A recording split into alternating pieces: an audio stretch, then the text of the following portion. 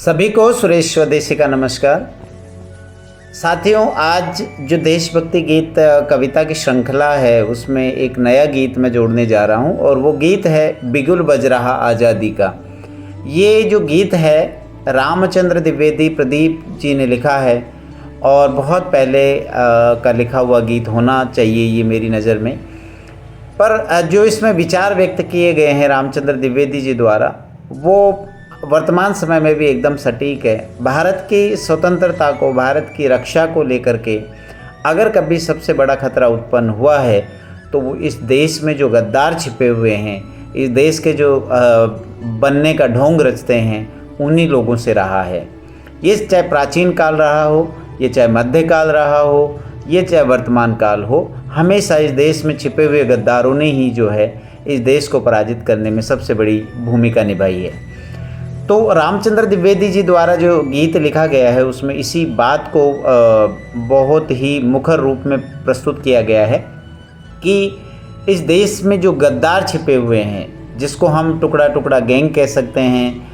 अब इसमें बहुत सारे नाम ले सकता हूँ, चाहे वो हमारे यहाँ पर राहुल गांधी जी का अमेरिका में जा कर के और सिखों को भड़काने का बयान हो सकता है, किसी और धर्म के लोगों को भड़काने का बयान हो सकता है, वो हमारे यहाँ कश्मीर के जो नेता हैं, पुरातनपंथी जो नेता हैं, उनके द्वारा इस देश को टुकड़े करने का, कश्मीर को अलग दिखाने का राग हो सकता है, वो असदुद्दीन ओवैसी द्वारा कही गई बातों में ये बातें आ सकती हैं। बहुत सारे विचार, बहुत सारे लोग इस देश को कमज़ोर करने के लिए हमेशा बातें करते हैं। तो शायद ये हमें सबको सतर्क होने की आवश्यकता है। तो मैं ये गीत आपके सामने प्रस्तुत कर रहा हूँ जो कि रामचंद्र द्विवेदी प्रदीप द्वारा लिखा हुआ है। मेरा मन हुआ कि वर्तमान परिस्थितियों में एकदम सटीक गीत है और हम सबको सुनना चाहिए। तो चलिए सुनते हैं। बिगुल बज रहा आज़ादी का, गगन गूंजता नारों से, मिला रही है आज हिंद की मिट्टी नजर सितारों से, मिला रही है आज हिंद की मिट्टी नजर सितारों से। एक बात कहनी है लेकिन आज देश के प्यारों से, जनता से, नेताओं से, फौजों की खड़ी कतारों से।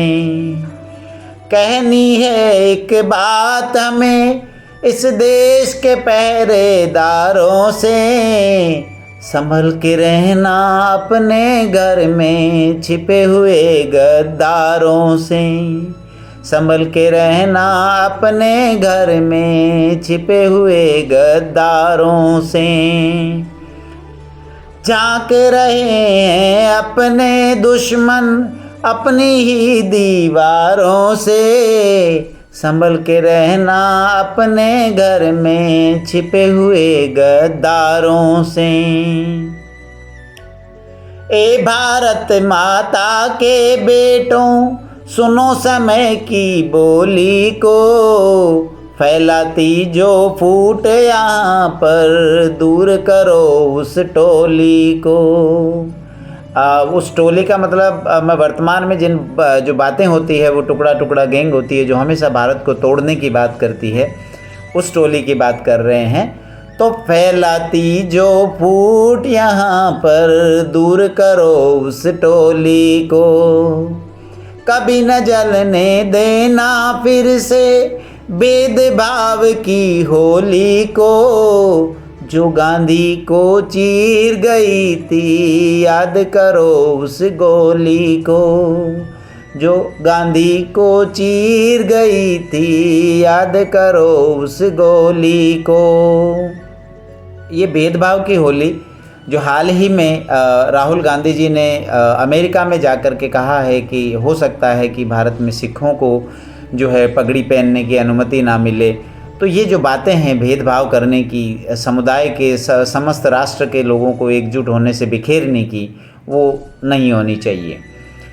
सारी बस्ती जल जाती है मुट्ठी भर अंगारों से, संभल के रहना अपने घर में छिपे हुए गद्दारों से। जागो तुम बापू की जागीर की रक्षा करनी है, जागो लाखों लोगों की तकदीर की रक्षा करनी है, जागो लाखों लोगों की तकदीर की रक्षा करनी है। अभी अभी जो बनी है उस तस्वीर की रक्षा करनी है, होशियार तुमको अपने कश्मीर की रक्षा करनी है, होशियार तुमको अपने भारत की रक्षा करनी है। आती है आवाज़ यहीं मंदिर मस्जिद गुरुद्वारों से। इस पंक्ति का सीधा सा सार्थक अर्थ ये है कि भारत ही ऐसा देश है जहाँ पर मंदिर मस्जिद गुरुद्वारों से आवाज़ें आती हैं और एक सामंजस्य की जो रंग है वो सदैव हमें देखने को मिलता है। लेकिन बहुत सारे लोग हैं जो हमको इन पे भड़काते हुए और इस देश के टुकड़े करना चाहते हैं, तो उनसे हमें सावधान होना है। आती है आवाज़ यहीं मंदिर मस्जिद गुरुद्वारों से, संभल के रहना अपने घर में छिपे हुए गद्दारों से, संभल के रहना अपने घर में छिपे हुए गद्दारों से। जय हिंद, जय भारत।